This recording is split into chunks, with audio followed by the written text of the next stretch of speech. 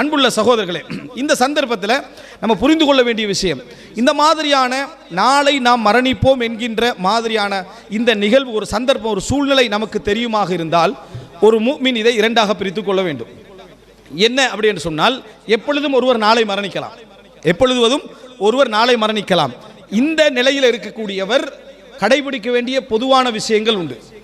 நாளை மரணிக்கலாம் என்ற உலக காரணிகளோடு நிச்சயமாக இருக்கக்கூடியவர் கடைபிடிக்க வேண்டிய சில விஷயங்கள் உண்டு.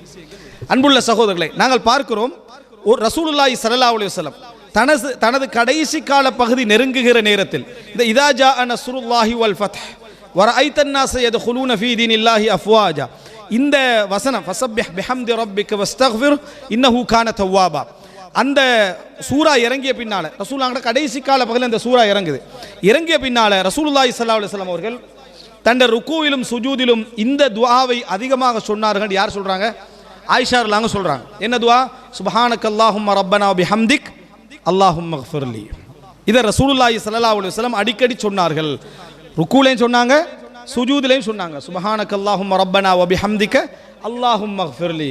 அதாவது அதில் வருது ஃபஸப்பிஹ், புகழ்வீராக, அதனால சுபஹானக் அல்லாஹும்ம, அதே பிஹம்தி ரப்பிக்கன்னு வருது. அதே போல ரசூல் ஸல்லல்லாஹு அலைஹி வஸல்லம் வபிஹம்திக்கன்றாங்க.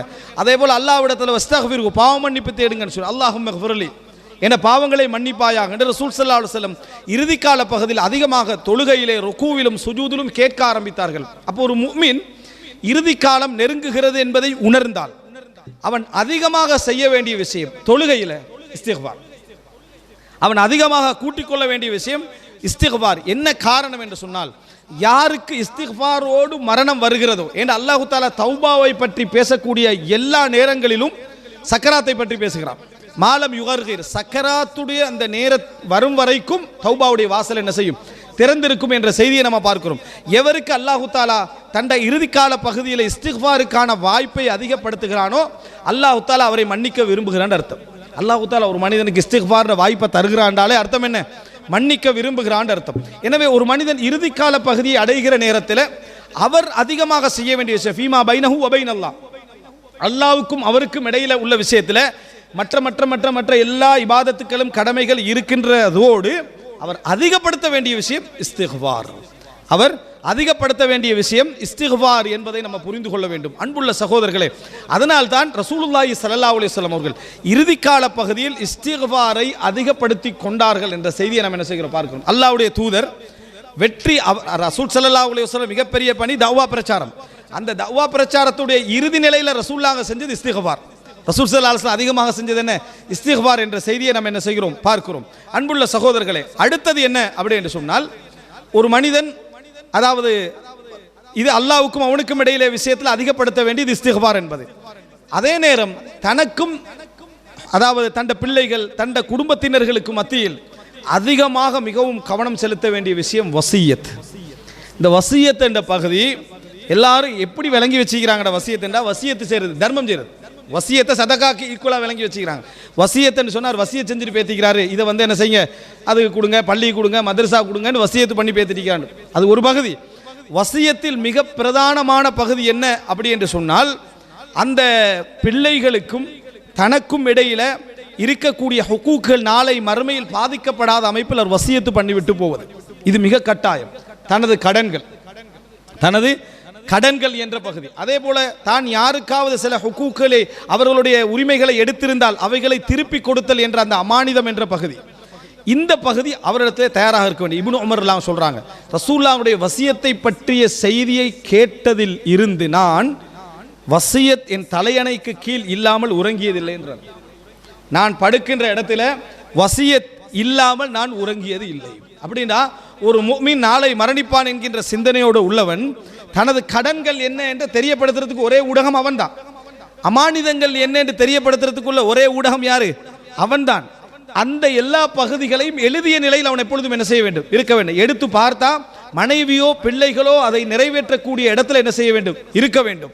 அன்புள்ள சகோதரர்களே, ஜுபைர் இப்னுல் அவ்வாம் ரலியல்லாஹு அன்ஹு அவர்கள் இந்த ஜமலுடைய நேரத்தில் மரணிக்கிற நேரத்தில் அப்துல்லா இப்னு ஜுபைரை வசியத்து பண்றாரு. அப்துல்லா இப்னு ஜுபைர் அதில் அவ்வளவு தெளிவாக சொல்லியும் கூட 4 வருட காலம் ஹஜ்ஜுடைய காலப்பகுதியில் மக்களுக்கு அறிவிப்பு செய்கிறார். என் தந்தையுடைய கடன், என் தந்தைட்டுள்ள அமானிதம். எத்தனை வருட காலம்? 4 வருட காலம் அவர் என்ன செய்றாரு அறிவிக்கிறார். என்றால் இன்றைக்குரிய வங்கி என்று சொல்றோமே, அது ஒரு இஸ்லாமிய மயப்படுத்த வங்கியாக இருந்தால் முதல் மனிதராக ஜுபைர் இப்னு அவ்வாம் சொல்லலாம். அப்படிப்பட்ட மக்களோடு கொடுக்கல் வாங்கலுக்கு ஒரு முன்மாதிரியான ஒரு மனிதராக அவர் என்ன செஞ்சார் இருந்தார். 4 வருடங்கள் அறிவித்த பின்னால தான் சொத்தை என்ன செஞ்சது பிரிக்கப்பட்டது என்ற செய்தியை நம்ம பார்க்கிறோம் சஹீஹ் புகாரியில். அன்புள்ள சகோதரர்களே, எனவே மிக பிரதானம் குழந்தைகளோடு நமக்கு எப்பொழுது மரணம் வரலாம், எந்த நேரத்திலும் வரலாம், எந்த நிமிடத்திலும் வரலாம் என்ற நிலையில் இருந்தால் இந்த வசியத்து தயாராக இருக்க வேண்டும். அன்புள்ள சகோதரர், மிக அசம்பந்தமான நிலையில் நிறைய பேர் இருந்து கண்டிக்கிறான். சாதாரண ஒரு மொபைலில் நம்ம இதை என்ன செய்யலாம், டைப் பண்ணி வைத்துக் கொள்ள முடியும். நமது அமானிதங்கள் என்ன, நமது கடன் கொடுக்கல் வாங்கல்கள் என்ன, மற்ற விஷயங்கள் எதெல்லாம் என்று சொல்லி எழுதி கொள்ள முடியும். இருந்தும் அதை கூட செய்யாத மனிதர்களாக நம்ம என்ன செய்கிறோம். ஒரு இடத்துல இல்லை, ஒரே நேரத்தில் 10 இடத்துல நம்ம என்ன செய்யலாம், அதை பாதுகாத்து வைத்துக் கொள்ள முடியும். இருந்தும் கூட அதை என்ன செய்கிறாங்க, இல்லை அதை செய்வதில்லைன்றதை பார்க்கிறோம். இந்த வசியத்தை ரசூலுல்லாஹ் சொல்றாங்க, ஒரு முஸ்லிம் 2 நாட்கள் கழியாது அவனுக்கு இந்த வசியத்தை அவனோடு இல்லாமல் 2 நாட்கள் என்ன செய்யாது கழியாது என்று ரசூலுல்லாஹி ஸல்லல்லாஹு அலைஹி வஸல்லம் அவர்கள் சொல்கிறார்கள். எனவே அன்புள்ள சகோதரர்களே, மிக பிரதானம் தனக்கும் தந்த பிள்ளைகளுக்கும் இடையிலாக இருந்த அந்த வசியத்தை ஒருவர் என்ன செய்வது, பேணுவது, அதை செய்து கொள்வது. அதே போல் அன்புள்ள சகோதரர்களே, அதிகமாக தந்த உறவுகளுக்கும் தங்களுக்கும் இடையில மரணத்தை பற்றி அதிகம் பேசிக்கொள்வது. ஒரு மனிதர் அதாவது பொதுவான மரணத்தை சந்திக்கக்கூடியவராக இருந்தாலும் சரி, அவசரமாக நான் மரணிக்கலாம் என்கின்ற உலக காரணிகளோடு இருந்தவராக இருந்தாலும் சரி, மரணத்தை பற்றி பேசிக்கொள்வது இது மிக பிரதானமான பகுதிகளில் உண்டு. இதை எதுக்கு யூஸ் பண்ணுறாங்க தெரியுமா? இதை அதான் மிகப்பெரிய கவலை. மரணத்தை பற்றி பேசணும்னா மரணத்தை பற்றி பேசுறது இல்லை. மரணத்தை பற்றி ஒரு மூமின் பேசிக்கொண்டே இருக்க வேண்டும். மரணத்தை பேச எடுத்தால் மனைவி என்ன சொல்லுவா, அதையே இப்போ பேசுறீங்கன்றாங்க. என்ன சொல்லுவாங்க, நீங்கள் நான் மரணித்தாரன்னு சொல்லி பாருங்க பாவம், அதையே இப்போ இந்த டைமில் எடுக்கிறீங்கன்னு சொல்லி. அப்படின்னு அர்த்தம் என்ன, இவர் இப்போ மரணிக்க மாட்டார், எப்போயாவது தான் மரணிப்பாருன்னு அவங்களுக்கு தெரிஞ்ச மாதிரி தான் பதில் இருக்கும்.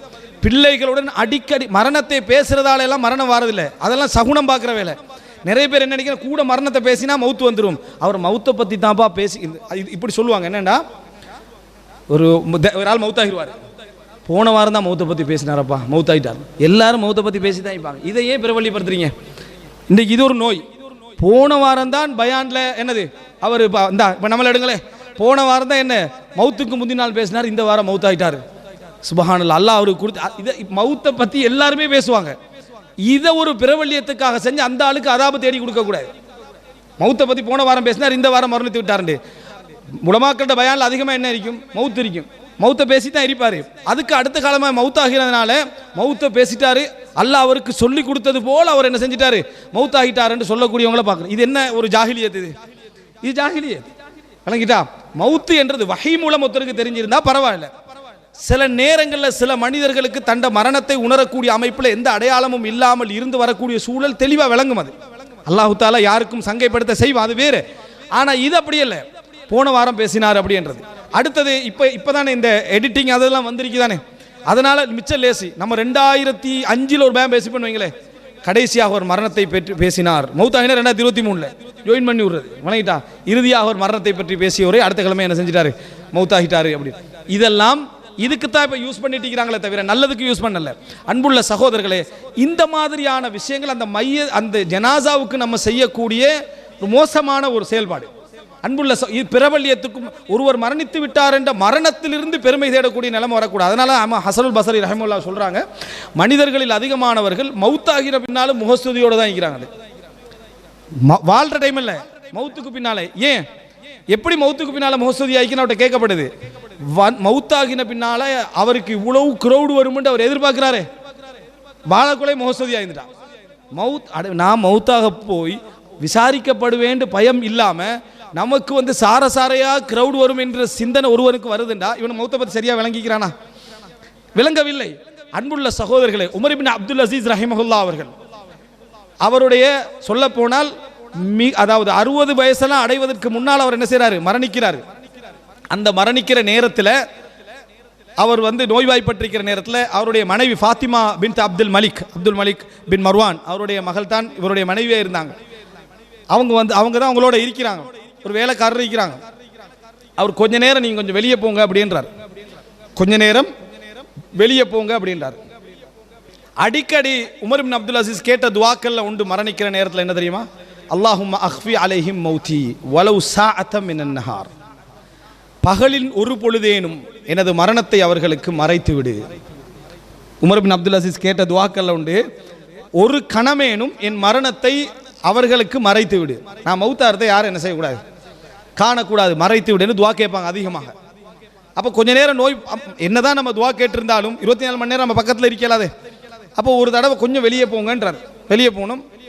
கொஞ்ச நேரத்தில் அதாவது உமர் பின் அப்துல் அசீஸ் ரஹிமஹுல்லாஹ் அவர்கள் ஒரு துவா ஓதுறதை கேட்குறாங்க, ஒரு குர்ஆன் வசனத்தை ஓதுற கேட்குறாங்க. கொஞ்ச நேரத்தில் சவுண்டு என்னது இல்லை. உடனே நாங்கள் போய் பார்த்தோம், உமர் பின் அப்துல் அசீஸ் ரஹிமஹுல்லாஹ் ஒரு கையை வாயில் வைத்த வண்ணமும் இன்னொரு கையை கண்ணில் வச்ச வண்ணமும் மரணித்திருந்தார். வாயை மூடி கண்ணை மூடி என்ன செஞ்சிருந்தார், மரணித்திருந்தார் என்ற செய்தியை என்ன செய்கிறாங்க, ஃபாத்திமா பின் அப்துல் மலிக் ரஹிமஹுல்லாஹ் அவங்க அறிவிக்கிறாங்க.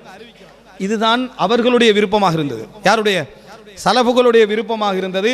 நான் மரணிக்கிற நேரத்தை உலகமே பார்த்து என்ன இருக்கணும்னு சொல்லி மவுத்த சக்கராத்தை லைவ் பண்ணுற காலம் இது. சக்கராத்தை லைவ் பண்ணுற காலம், அடக்கப்படுவதை லைவ் பண்ணுற காலம், தொழுவிக்கிறத லைவ் பண்ணுற காலம், எடுத்ததுக்கெல்லாம் என்ன லைவ். அதாவது என்ன படிப்பினை பெறணுமோ அந்த படிப்பினை விட்டுவிட்டு அந்த இடத்துக்கு போகிற காலம்.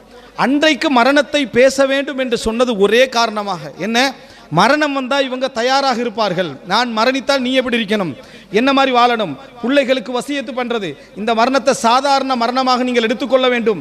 மனைவிக்கு வசியத்து பண்ணுறது, இந்த மரணத்தை நீங்கள் சாதாரணமாக எடுக்கணும். மனைவி கணவனுக்கு வசியத்து பண்ணுறது, இந்த மரணம் உங்களுக்கு சாதாரணமாக இருக்கணும். இந்த உலகத்தில் ஒரு முஃமின் இன்னொரு இடத்தை தாண்டுகிறான் என்கின்ற எண்ணத்தோடு இருக்க வேண்டும் என்ற வசியத்துக்களை தான் அடிக்கடி பேசணும். இதை பேசுவதை விட்டு நம்ம அப்படி நடந்து கொள்றோம். இந்த செய்தியை பாருங்க. அப்துல்லா இப்னு ரவா, அதாவது அம்ரா பின் ரவாஹா, நுமான் பின் பஷீருடைய மனைவி. இவங்க வந்து அப்துல்லா இப்னு ரவாஹாவுடைய சகோதரி. அப்துல்லா இப்னு ரவாஹா அவர்கள் அதாவது முக்தா யுத்தத்தில் கொல்லப்படுறாங்க. அந்த கொல்லப்படுவதற்கெல்லாம் கொஞ்சம் காலத்துக்கு முன்னால் ஒரு தடவை மயங்கி விழுறாங்க. சஹி முஸ்லீமில் வார செய்தி. மயங்கி விழுந்த உடனேயே இந்த அம்ரா பின் ரவாஹா என்ன செய்கிறாங்கன்னு சொன்னால், வா ஜபலா, ஏ மலையே சாய்ந்து விட்டாயே அப்படின்றாங்க. அவர் வீரர், போர் வீரர், தளபதி. மலையே நீ சாஞ்சிட்டாயே அப்படின்னு சொல்லி திருப்பி திருப்பி சொல்கிறாங்க. சகோதரி அப்படி சொல்லிக்கிட்டே இருக்கிறாங்க. கொஞ்ச நேரத்துக்கு பிறகு மயக்கம் நீங்கி அவங்க எழும்புறாங்க. எழும்பின உடனேயே அவங்க சொல்கிறாங்க, நீங்கள் ஏதும் சொன்னீர்களா?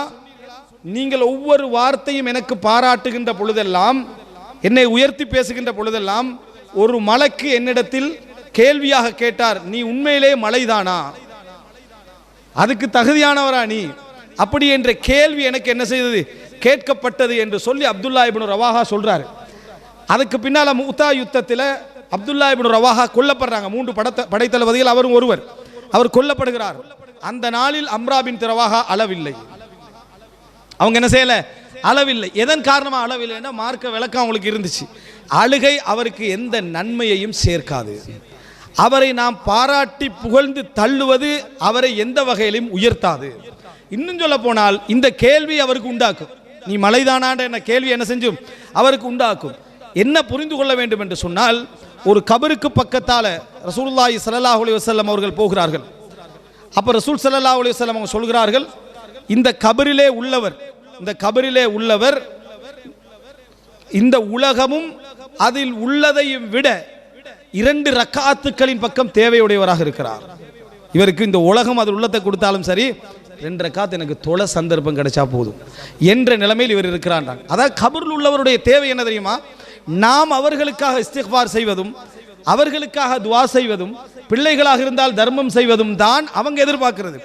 அதை விட்டுட்டு இவர் மலையே, இவர் என்ன அப்படி என்று சொல்லி உலகம் ஃபுல்லா ஒரு கவலையில் குடும்பத்தில் தெரிஞ்சவங்கள்ட்ட பக்கத்தில் உள்ளவங்கள்ட்ட 4 வார்த்தை பேசுவது இஸ்லாம் தடை செய்யவில்லை. ஆனால் அவர் வந்து மௌத்தை முந்தின வாரத்தை சொல்லிட்டார், முந்தின மாதமே சொல்லிவிட்டார், அவர் அப்படி நடந்து கொண்டார், இப்படி நடந்து கொண்டார், ஒருவருடைய கிரேடை ஏற்றுகின்ற நடைமுறை கெட்ட நடைமுறை. மரணத்துக்கு முந்திய நாளில் நாம் ஒருவரை அணுகுகின்ற முறையில் தவறான ஒரு அணுகுமுறை. இதை நம்ம செய்யக்கூடாது அன்புள்ள சகோதரர்கள். இந்த செய்தி அதுக்கு என்ன மிகவும் ஆதாரமாக இருக்குது. எந்த அளவுக்கு என்றால் ஆயிஷா ரலியல்லாஹு சொல்கிறாங்க, மௌத்துக்கு பிறகு எவ்வளோ பயந்துக்கிறாங்க பாரு அந்த புகழ்தலை. ஆயிஷா ரலியல்லாஹு சொல்கிறாங்க, நான் மரணித்தால் அந்த இடத்துல ஒரு இடம் இருக்கு, அபூபக்கர் ரலியல்லாஹு, உமர் ரலியல்லாஹு, ரசூலுல்லாஹ் அடக்கப்பட்ட இடம் இருக்குது, அங்கே இன்னொருவருக்கு ஒரு இடம் இருக்கும் அந்த ரூமில். நீங்கள் அந்த ரூமுடைய படத்தை எடுத்து பார்த்தா விளங்கும். ரசூலுல்லாஹ் அடக்கப்பட்ட அபூபக்கர், உமர் ரலியல்லாஹு அன்ஹு அவங்க அடக்கப்பட்ட அந்த இடத்துல இன்னொரு ஆளை அடக்கிறதுக்கு இடம் இருக்கும். அங்கே ஆயிஷா ரலியல்லாஹு அடக்கலாம். ஆனால் ஆயிஷா ரலியல்லாஹு சொல்கிறாங்க, முஸ்லீமில் வரக்கூடிய செய்தி, நான் மரணித்த பின்னால் என்னை நீங்கள் பக்கியிலே அடக்குங்கள், ரசூல் ஸல்லல்லாஹு அலைஹி வஸல்லம் அவருடைய மற்ற மனைவியர்களோடு என்னை அடக்கி விடுங்கள், ஹத்தா லா உஸக்கா பிஹி, நான் இவர்களோடு அடக்கப்பட்டு தூய்மைப்படுத்தப்படுவதை விரும்பவில்லை என்று சொன்னாங்க. இவர்களோடு அடக்கப்பட்டு புகழப்படுவதை நான் விரும்பவில்லை அப்படி என்று சொல்லி தனக்கு அந்த தஸ்கியா வரப்படாது. அடக்கப்பட்டிருந்தால் எல்லாருக்கும் நம்ம சலாம் சொல்வதை போல அவங்களுக்கு என்ன செஞ்சிருப்போம், சலாம் சொல்லிப்போம். ஆனால் இன்றைக்கு அடையாளமே என்ன இல்லை என்கின்ற இடத்துக்கு ஆயிஷா ரலியல்லாஹு விரும்பினார்கள் என்ற செய்தியை பார்க்கிறோம். இதுதான் நாளை நாம் மரணிக்க போகிறேன் என்று நினைக்கின்றவர் செய்ய வேண்டிய ஏற்பாடு. நாளை மறுநாள் நான் மரணிக்கலாம் என்று நினைக்கின்றவர் செய்ய வேண்டிய ஏற்பாடு என்னன்னா, எனது பிள்ளைகள் என்னை புகழாத முறையில் நான் ஆக்கிக்கொள்ள வேண்டும், எனது குடும்பம் என்னை புகழ்ந்து தள்ளாத முறையில் நான் ஆக்கிக்கொள்ள வேண்டும், எனது ஊர் புகழுகின்ற ஏற்பாடை மறைமுகமாகவோ நேரடியாகவோ எந்த வகையில் நான் செய்யக்கூடாது. எனக்கு ஒரே ஒரு தேவை, இவர்கள் இஸ்திக்ஃபார் செய்வதும் துஆ செய்வதும் மட்டும்தான். என்ன வசியத்தை இவர்களுக்கு நான் பண்ணலாம், என்ன நன்மைகளை இவர்களுக்கு செய்து, இது மட்டும்தான் சிந்தனையில் இருக்கணும். மரணிக்கிற நேரத்திலேயே இதை பற்றி நம்ம கற்பனை பண்ணக்கூடியவர்களாக இருந்தால் நம்ம கெட்டவர்களுக்கு அதுதான் என்ன மிகப்பெரிய ஆதாரம் என்பதை நாங்கள் மறந்துவிடக்கூடாது. எனவே அன்புள்ள சகோதரர்களே, மிக பிரதானமாக நம்ம தெரிந்து கொள்ள வேண்டிய முக்கியமான அம்சங்கள், கடமைகள் என்ற ஒரு பகுதி உண்டு. ஆனால் அந்த கடமைகள் அல்ல, நான் இங்கே சொல்லக்கூடியது ஒரு உபதேசம்.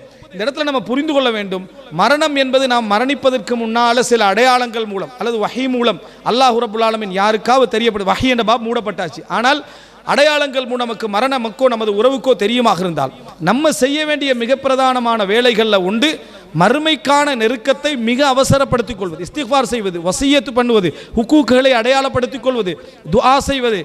அடுத்தது நமது குழந்தைகள் நமது பிள்ளைகள் நம்மளை புகழ்ந்து தள்ளி நமக்கு தண்டனைகளை அதிகப்படுத்தாமல் இருப்பதற்கான வழிமுறைகளை என்ன செய்வது என்பது எமது சிந்தனைகளில் மிக பிரதானமாக இருக்க வேண்டும். மார்க்க நடைமுறையோடு கவலைகள் வெளிப்படுத்துகின்ற ஒரு வசியத்தை நம்ம என்ன செய்ய வேண்டும். இதனால் தான் அன்புள்ள சகோதரர்களே, அதாவது நம்ம பார்க்கிறோம் சஹாபாக்களுடைய எல்லோருடைய பகுதியிலும் பெரும்பாலும் இந்த வசியத்து இருக்கும். அவர்களுக்கு நம்ம மரணத்துக்கு பின்னால் எப்படி செய்ய வேண்டும் என்கின்ற வசியத்து இருக்கும். அல்லாஹு தாலா ஒரு முஃமினுக்கு தரக்கூடிய மிகப்பெரிய நியாமத்துக்கள் அருள்களில் உண்டு தனது மரணம் தனக்கு தெரிவது. அதாவது ஏதோ ஒரு நோயின் காரணமாகவோ மற்ற விஷயம் காரணமாகவோ நான் நாளை மரணிக்கலாம், நாளை மறுநாள் மரணிக்கலாம் என்று தெரிவது மிகப்பெரிய நியாமத்துக்களில் உண்டு. அந்த சந்தர்ப்பம் கிடைத்தால் அதை ஒரு மிகப்பெரிய கனிமத்தாக எடுத்து அதற்குரிய தயார் நிலைக்கு ஒரு முஃமின் என்ன செய்ய வேண்டும், மாற வேண்டுமே தவிர தான் ஒரு மறைவான ஒரு அம்சமாக தான் மாறிவிட வேண்டுமே தவிர பிரபல்யப்படுத்தலும் புகழ்ச்சியை எதிர்பார்க்கின்ற ஒரு சூழ்நிலையும் தயார்படுத்தாமல் மறுமைக்கு தயார்படுத்துகின்றவர்களாக எம்மையும் எமது உறவுகளை நாம் ஆக்கிக்கொள்ள வேண்டும். அல்லாஹு ரப்புல் ஆலமீன் மார்க்கத்தையும் சிறந்த முறையில் புரிந்து இந்த உலகத்திலே ஒரு ஈமானிய வாழ்க்கை வாழ்ந்து சிறப்பான ஒரு ஹாத்திமத்தோடு முடிவோடு நாம் மரணிக்கின்ற ஒரு மரணத்தை அல்லாஹு ரப்புல் ஆலமீன் எம் அனைவருக்கும் தந்தருள் பாலிப்பானாக. ஹாதா மா இந்தி வல் இல்மு இந்தல்லாஹ் வ அகூலு கௌலி ஹாதா வ அஸ்தக்ஃபிருல்லாஹ லி வ லக்கும். வஸ்ஸலாமு அலைக்கும் வ ரஹ்மத்துல்லாஹி வ பரகாத்துஹு.